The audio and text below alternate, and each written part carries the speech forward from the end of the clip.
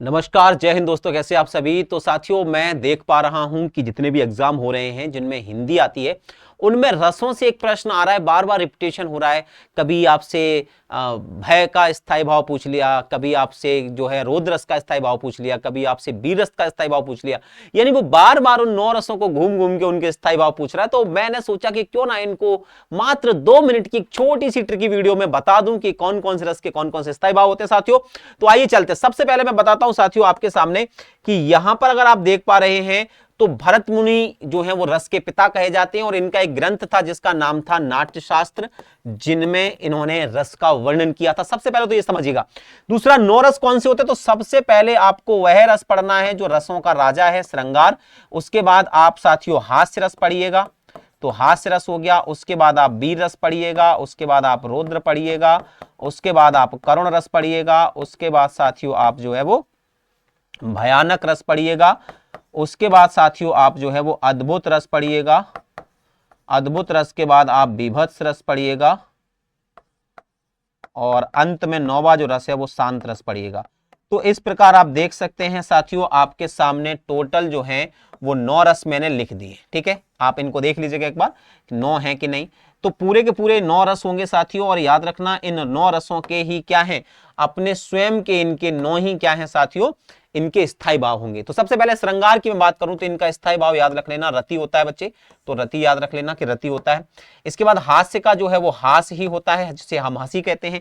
B रस का स्थायी भाव कभी भी पूछा जा सकता है, तो आंसर में क्या लिखना, उत्साह लिख देना।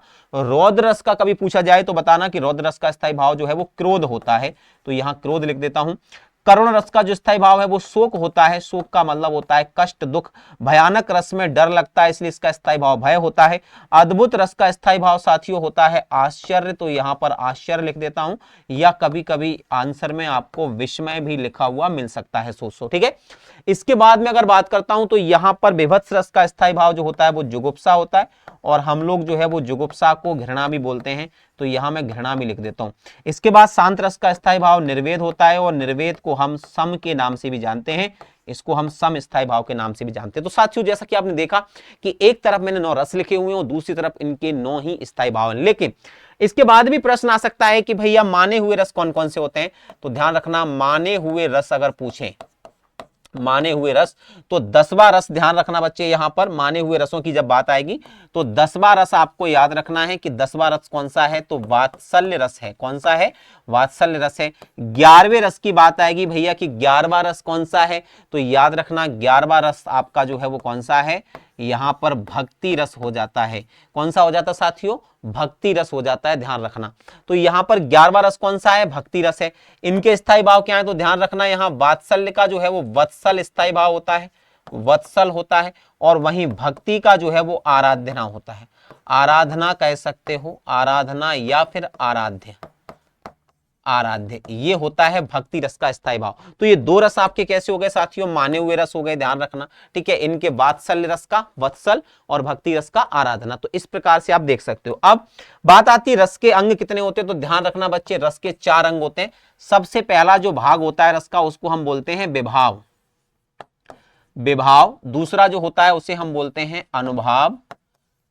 तीसरा जो होता है उसे हम बोलते हैं संचारी भाव, और चौथा जो होता है उसे हम बोलते हैं स्थायी भाव, जिससे रस बनते हैं, स्थायी भाव।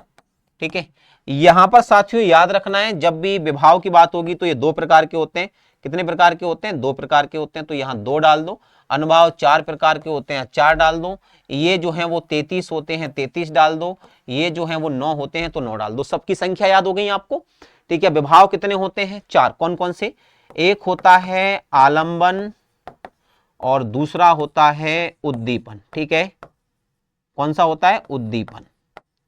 इसी प्रकार से 4 कौन से हो गए, अनुभाव हो गए, 1 2 3 4। ठीक है, यहां पर अनुभाव में सबसे पहले होता है कायिक, फिर होता है वाचिक, फिर होता है आहार्य, और एक होता है जिसको हम बोलते हैं सात्विक। सात्विक को मानसिक भी बोलते हैं। ठीक है, संचारी भाव कितने होते हैं, 33 होते हैं। स्थायी भाव मैंने आपको पढ़ा दिए हैं सबसे पहले वाले पेज में, है ना, पढ़ा दिए। 9। कौन कौन से होते हैं 9? ये लिखे हुए हैं, ये सारे के सारे 9 लिखे हुए हैं, ठीक है। तो यहां से आपने देख लिया संचारी भाव कितने होते हैं, तो ध्यान रखना संचारी भाव 33 होते हैं। इनको व्यभिचारी भाव भी कहते हैं। इनको क्या कहते हैं? व्यभिचारी भाव। अब आपसे प्रश्न आएगा कि भैया ये आपको बताना है कि भरत मुनि के अनुसार, भरत मुनि के अनुसार आपको बताना है रसों की संख्या। आपको क्या बताना है साथियों? रसों की संख्या कितनी होगी। आपके ऑप्शन इस प्रकार हैं, जैसे मैंने ए लिख दिया, यहां पे मैं 9 लिख देता हूं, यहां मैंने बी लिख दिया 8 लिख देता हूं, यहां मैंने सी लिख दिया 10 लिख देता हूं, यहां मैंने डी लिख दिया तो 11 लिख देता हूं।